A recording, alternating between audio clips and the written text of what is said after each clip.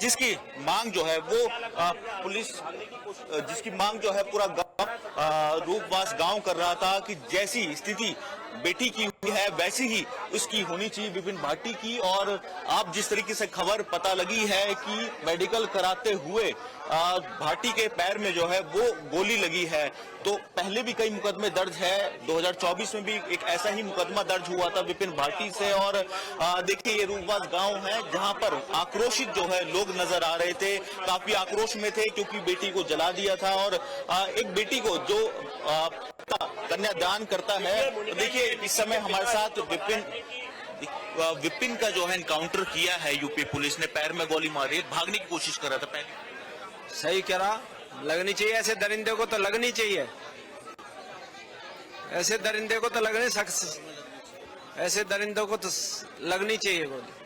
आप लोगों की यही मांग थी कि एनकाउंटर हो? नहीं, हमने तो कोर्ट से न्यायालय से कहा था कि हमें जो फांसी की सजा हो। और बाकी अभी भी जो तो परिवार के 3 लोग हैं अभी भी फरार ही चल रहे हैं। हाँ, उनको पुलिस ने हमें आश्वासन दिया कि हम 2-3 दिनों में अरेस्ट कर लेंगे। हाँ जी। तो देखिए यही मांग कर रहे थे कि न्यायालय से कि जो ज्यादा उस सजा है वो हो, लेकिन छाती में गोली मारनी चाहिए। यानी कि आप वो दर्द, वो आक्रोश अभी भी उनके चेहरे पे, उनके शब्दों में देख पा रहे हैं, जो कि उस समय से है जब से उनको ये सूचना मिली थी कि मात्र दहेज के लिए उनकी बेटी को मार दिया गया है। ये पूरा रूपवास गांव है, उनका घर है, जहां पर परमीत 2016 दिसंबर में जब शादी की तैयारी चल रही थी, यहाँ खुशी का माहौल था।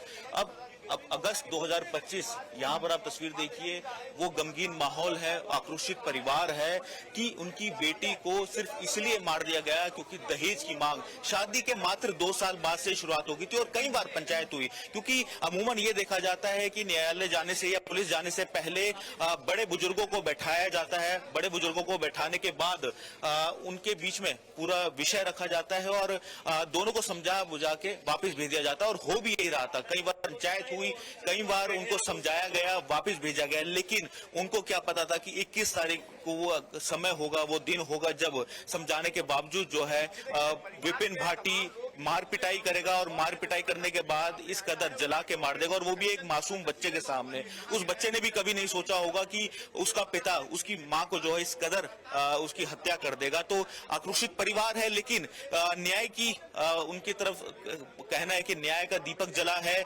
एनकाउंटर जो हुआ है, और साथ ही साथ जो तीनों परिवार के सास ससुर, निक्की के और जेठ, उनको भी जो है जल्दी से जल्दी पकड़ा जाए और जो कड़ी से कड़ी सजा है, ज्यादा से ज्यादा सजा वो दी जाए।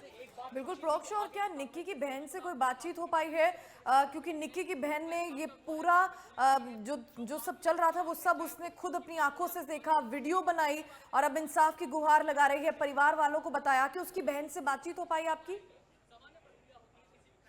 फिलहाल क्योंकि वो घर पे नहीं है, मौजूद नहीं है, घर से बाहर है, अस्पताल गई थी, लेकिन फिलहाल क्योंकि हमने पिता से बात की है और पिता आपको सुनवाया भी है कि पिता यही डिमांड करे कि ज्यादा से ज्यादा सजा हो।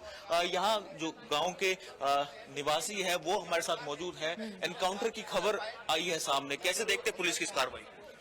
ठीक है, पुलिस जो कर रही है उसने भागने की कोशिश की है, हो सकता है इससे और बड़ी बात भी हो सकती थी, लेकिन हम इसमें चाहते हैं कि वो जो परिवार के लोग हैं सबको पकड़ा जाए और उसमें सख्त से सख्त एक्शन होना चाहिए। अगर नहीं होता है तो हम उसके खिलाफ रहेंगे। आज 24 तारीख हो चुकी है और 21 तारीख की ये घटना है, 3-4 दिन हो चुके, अभी तक तीनों ही फरार है, तीनों शिकंजे में नहीं आ रहे। नहीं, ये भी पुलिस से हम सवाल करेंगे कि 3 लोग अभी तक गिरफ्तार क्यों नहीं हुए। एक इंसान गिरफ्तार हुआ, उसने भागने की कोशिश की, वो चीजें अलग है, लेकिन 3 लोग कहाँ है, क्या पुलिस कर रही है, क्या कौन कर रहा है, तो वो भी हम कल तक का हमारा टाइम है। उसके बाद जो भी निर्णय हमारा समाज, हमारे लोग, परिवार लेगा उसके हम साथ हैं और बिना न्याय के हम रुकेंगे नहीं। बिना न्याय के हम रुकेंगे नहीं। अभी भी यही जो गांव है रूपवास, उनके यहाँ के निवासियों का यही कहना है। और देखिए उस बच्चे के बारे में सोचिए, उसकी मानसिक स्थिति के बारे में सोचिए। परमीत के एक बच्चे के सामने उसकी माता को लाइटर से, क्योंकि जानकारी बच्चे ने ही दी है कि लाइटर। आप बने रहिए और बातचीत करते रहिए।